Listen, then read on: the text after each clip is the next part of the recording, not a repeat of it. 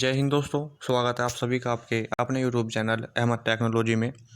दोस्तों, आप सभी के काफ़ी कमेंट आ रहे थे मेरे पास कि सर उत्तर प्रदेश में जो free of cost O level and triple C course होता है उसके फॉर्म कब आएंगे और हम कब अप्लाई कर सकते हैं।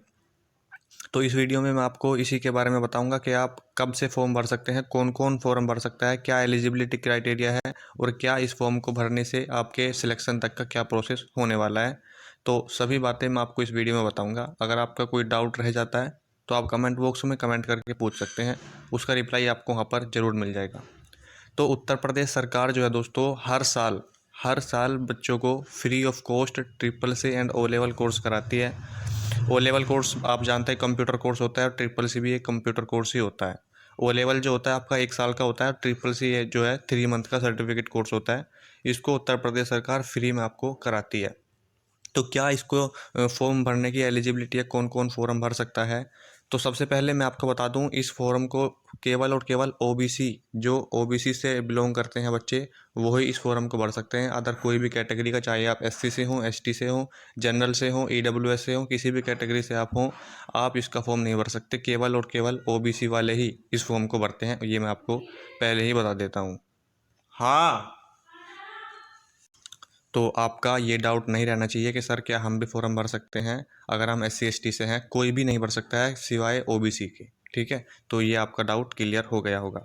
अब इसके लिए डॉक्यूमेंट क्या क्या चाहिए, क्या क्या इसके लिए दस्तावेज हमारे पास होने चाहिए कि हम इसका फॉर्म अप्लाई कर सकते हैं, इसका फॉर्म भर सकते हैं। तो आपके पास दोस्तों सबसे पहले क्या कर रही है मोटी। तो आपका एक आधार कार्ड होना ज़रूरी है और सेकंड आपके पास 10th और 12th आपने की हुई हो। कुछ बच्चे पूछते हैं कि सर इसको 10th के बाद भी नहीं कर सकते क्या। नहीं, आपके पास 10th और 12th दोनों ही होना ज़रूरी है और उनमें आप अच्छे नंबरों से पास होना ज़रूरी है।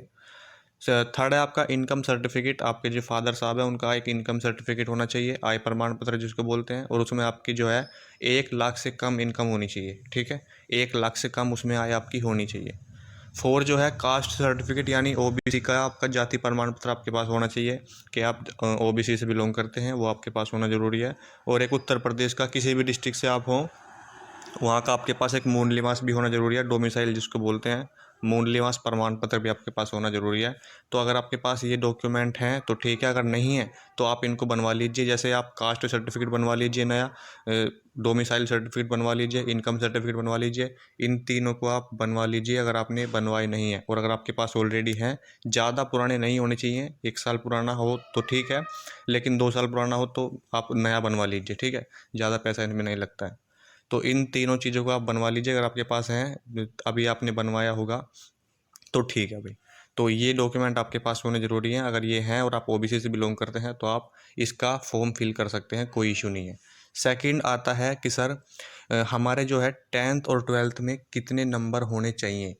10th और 12th में देखिए, 10th में तो आप के कितने भी नंबर हो चल जाएगा, लेकिन 12th में जो है ना आपके, वो कम से कम 60% नंबर होने चाहिए। 60% नंबर आपके होने चाहिए 12th क्लास में, तभी जो है आपका मेरिट में नाम आता है। क्योंकि आप सभी जानते हैं इसका कोई रिटर्न एग्ज़ाम नहीं होता कि आप उसको क्वालिफाई करने के बाद ही इस फॉर्म को फिल कर सकते हैं। इसमें नंबरों पे मेरिट लगती है, जो 12th के आपके नंबर होते हैं उन्हीं पे मेरिट लगती है, उन्हीं के हिसाब से आपका जो है मेरिट में नाम आता है।